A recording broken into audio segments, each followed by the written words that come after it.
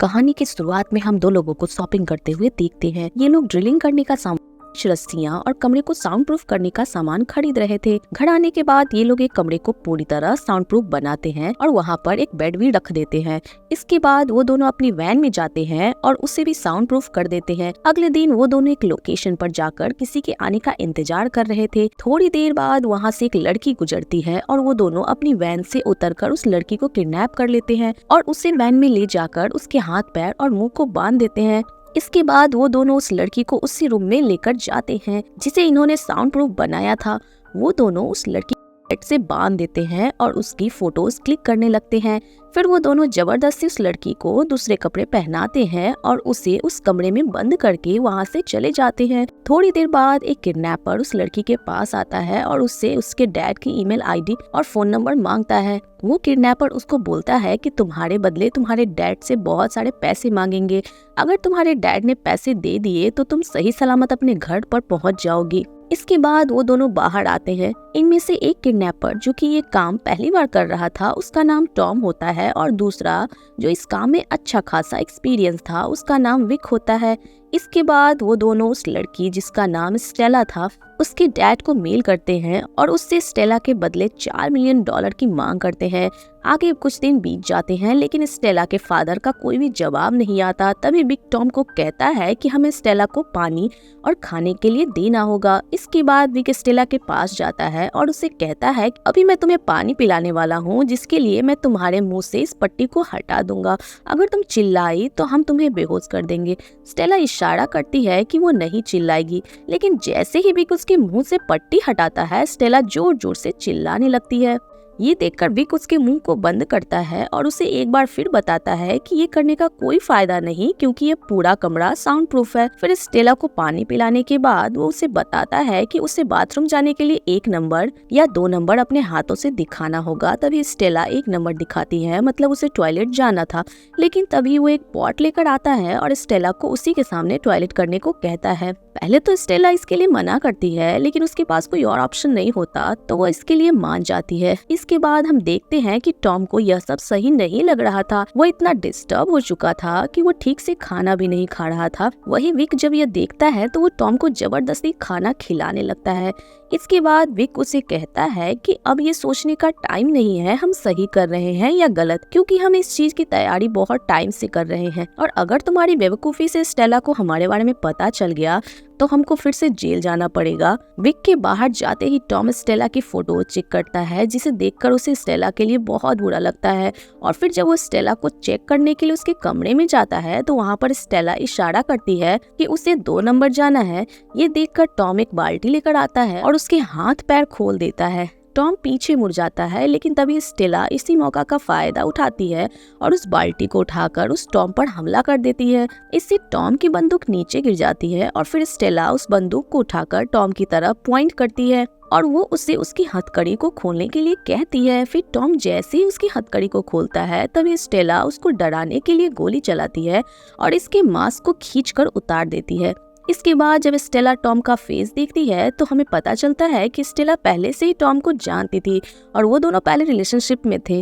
फिर स्टेला के पूछने पर टॉम उसे बताता है कि जब वो जेल में था तो तुम मुझसे एक बार भी मिलने नहीं आए और तुमने मुझे अचानक छोड़ भी दिया, इसलिए मैं और विक के साथ मिलकर तुमको किडनैप करने का प्लान बनाया।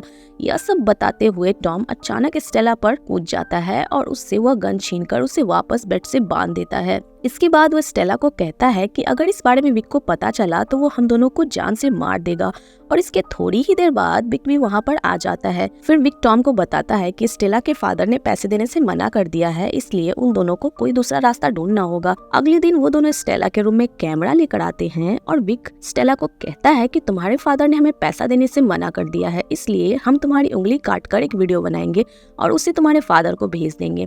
लेकिन ये सुनते ही स्टेला बहुत डर जाती है और उन्हें ऐसा करने से मना करती है, लेकिन विक उसकी बात नहीं सुनता। तभी स्टेला उससे कहती है कि वो प्रेग्नेंट है, जिसे सुनकर टॉम शॉक हो जाता है और वो विक को उसकी उंगली काटने से मना कर देता है।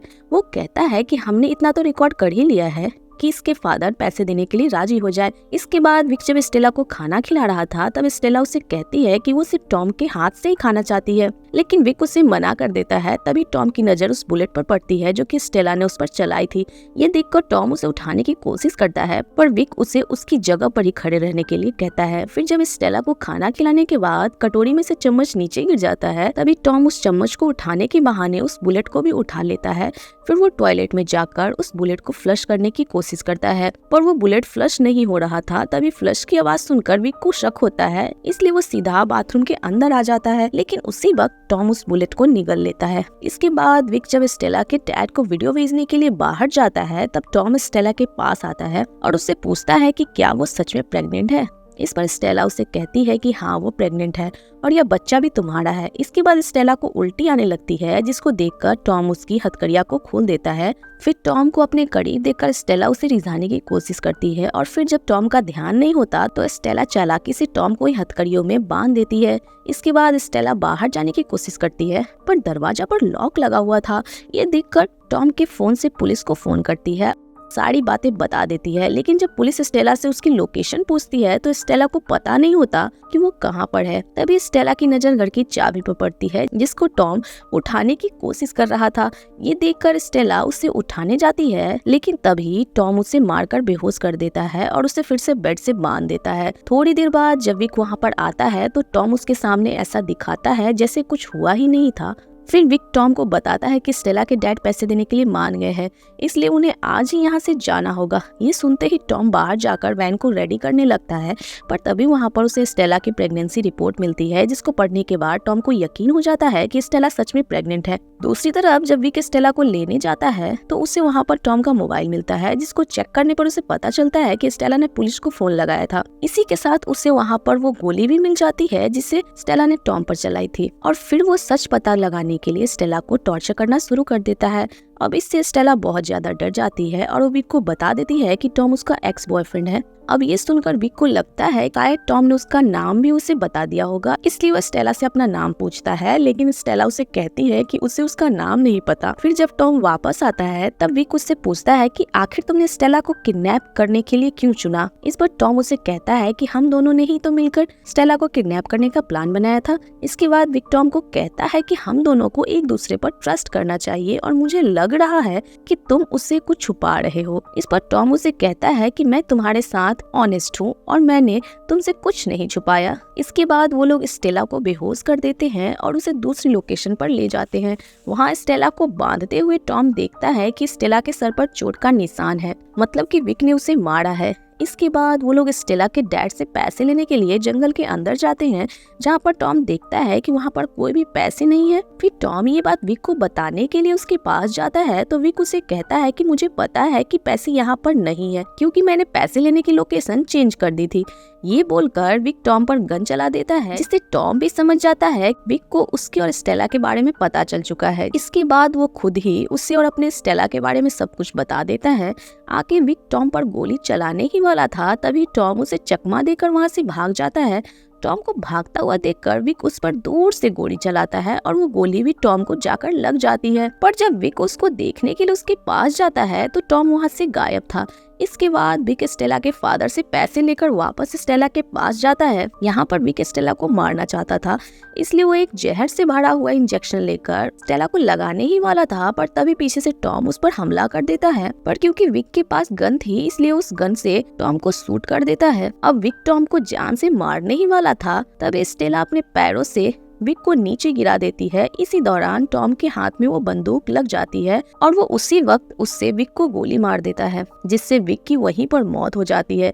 इसके बाद टॉम विक की पॉकेट से चाबी निकालकर उसे स्टेला को दे देता है, जिससे स्टेला खुद को छुड़ाकर आजाद हो जाती है। वहीं 2 गोली लगने की वजह से टॉम बहुत ज्यादा घायल हो चुका था और उसकी भी वहीं पर मौत हो जाती है। इसके बाद स्टेला वहां से निकलकर कार में आकर बैठती है, जहां पर उसे वो पैसे मिलते हैं जो स्टेला के फादर ने उसे छुड़ाने के लिए दिए थे। अब उन पैसों को देखकर स्टेला ये डिसाइड करती है कि अब वो घर वापस नहीं जाएगी और अपनी जिंदगी की नई शुरुआत करेगी, और ये कहानी यहीं पे खत्म हो जाती है।